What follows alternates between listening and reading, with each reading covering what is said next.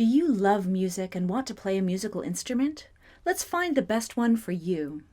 The instruments of the orchestra can be divided up into 4 families: strings, woodwinds, brass, and percussion. In this video, we want to introduce you to the percussion family, which all make sounds by hitting the instruments. With help from some musicians of the Marin Symphony, you will get to see and hear the bass drum, the cymbals, the triangle, and the bongos. You'll also get to meet the harp and the person who helps the orchestra play together, the conductor. Let's get started.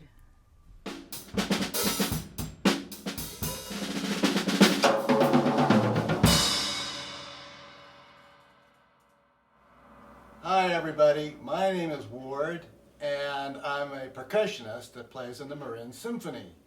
And I'm here to talk to you about percussion instruments and what they are. Well, drums are instruments that you hit, and when I was in the 4th grade, I saw a student demonstrate the drum set and I thought right away, that's what I want to play. So I joined the band. And it was so much fun, and I'm still playing drums now. It's been a long time. But I have to tell you, the drum set isn't the only percussion instrument. There's so much more, and I'm going to take you on a tour right now, and we're going to go see some more things. So, here we go. Okay, everybody, so what I'm going to do is demonstrate a row of instruments here that are from the percussion section. Some instruments that you might find in your middle school band.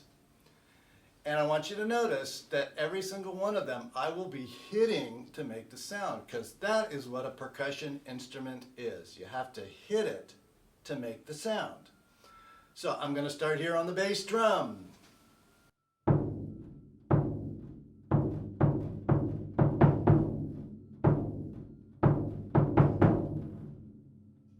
Next, I'm going to show you the cymbals.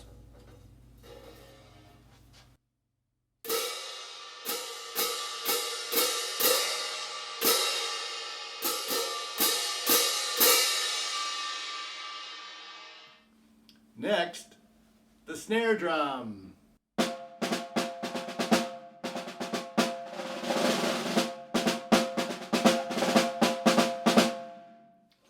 Triangle.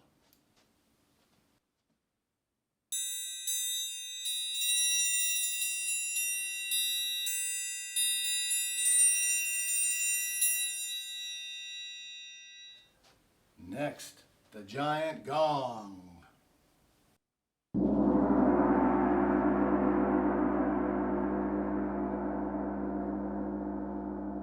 We both taught band for a very long time, and one of the most fun things we teach is songs with great percussion parts, because there's snare drum and bass drum and cymbals and timpani, and there's so many parts that interlink. We love to hear it. It adds excitement to the music. I love teaching it because a percussionist doesn't have to just sit there in a chair. They move around from instrument to instrument, and it's very active. So that's fun. And you know, the difference between a good band and a great band is the percussion section. Always. We can tell the difference between good and great, and it's in the percussion section. Absolutely true. So play percussion. So percussion instruments really come from all around the world. For instance, here are the bongos. These are from Cuba. It's an Afro-Cuban instrument.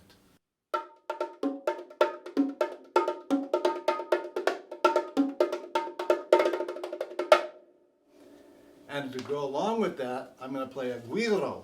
And this güiro is from Mexico, though they come from all around the world too.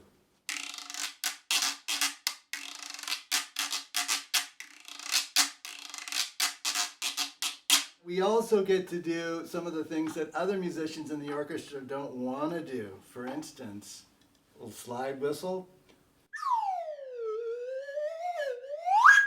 duck call,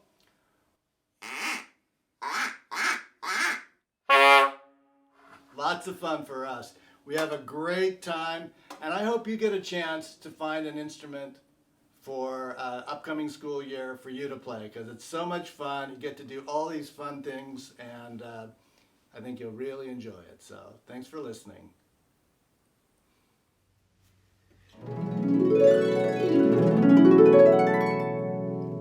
I'm Harp Man Dan Levitan, and I just played our most famous effect on the harp. It is called a glissando. We can do all sorts of things on the instrument, and I'm going to demonstrate a few other things for you. We can play scales, and they sound like this.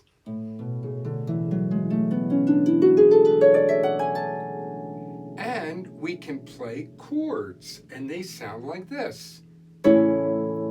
We can play 8 notes exactly at the same time. How come not 10? Look at my little pinkies. We don't use the pinkies on the harp. We use all the other fingers and we use our thumbs, but not our pinkies. The harp can do something that's very, very unusual. It can play a melody and an accompaniment at the same time. I'm going to play a melody for you that I have a feeling you're going to know. And I can play the accompaniment that goes with that, or the harmony we also call it. It sounds like this. And I can put them together, and it'll sound this way.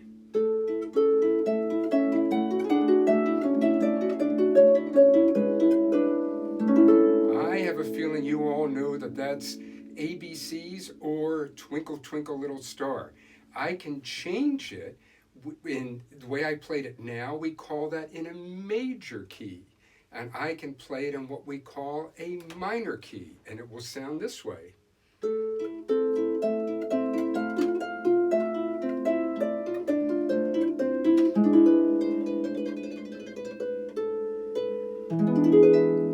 And I can borrow melodies from other instruments, such as the piano.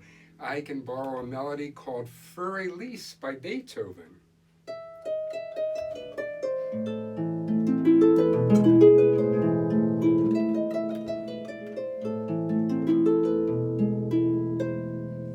And then I can go right back into Twinkle Twinkle Little Star in a minor key.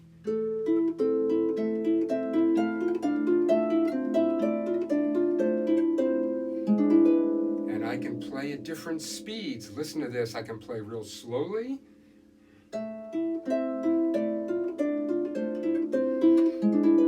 Then I can get faster and faster and faster.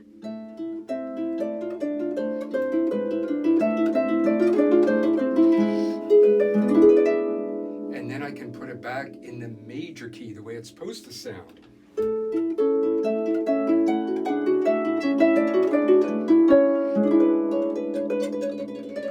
I'm doing something now called a trill.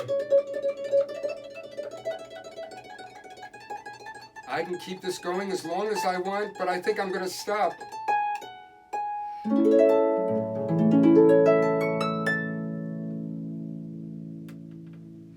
I hope you have enjoyed listening to the harp. It's been nice talking to you.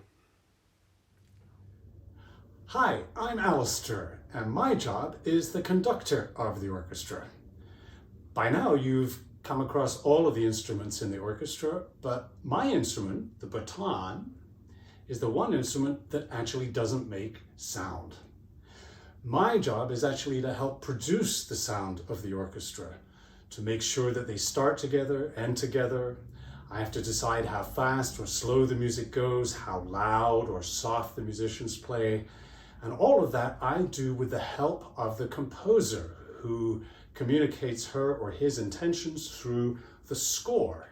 I'm going to show you in a minute some of the pages of the score that I conduct from, so you'll get an idea of how all of the instruments in the orchestra look like on the page. But what I do is translate those symbols on the page into real sounds by working with the orchestra. And I do that when we rehearse by talking, and also by showing with my right hand and my left hand how fast or slow the music should go and what kind of expression to get from the music itself. So I'm here with the music that a conductor reads off. It's called a full score, and that's because the full instruments of the orchestra are all contained within this book. And like a book, you read it. But when an author writes a book, the author writes down words. When a composer composes a piece, they write down symbols that showed you how the music is played. Now, in the midst of all of these symbols, the groupings of the notes are according to the families of instruments. So at the top of the page, you see all the woodwinds, that's one family. And then beneath them, here in the middle, the brass family. Below them, the percussion. And at the bottom of the page, the strings. So that shows you how the instruments are laid out. So when I was young, I played the flute and the cello. And when I was about 11 years old, I started to write music, to compose pieces. And that led me into looking into the orchestra, because when you write music, you have to understand all about the instruments that you're writing for. And when you've done that, you learn how to show the patterns of the music to the musicians. Now, by patterns, I mean the number of beats that there are in a bar. And a bar is just like the boxes in which the music is packed. So for instance, if there are 4 beats, I show it by going the first beat down, the second to my left, the third to my right, and the 4th beat up. 1, 2, 3, 4. Easy, right? So if you already play a musical instrument, I want to encourage you to keep at it, keep practicing.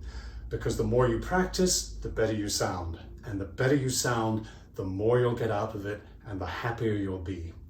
And if you're thinking about taking up a new musical instrument for the first time, go for it.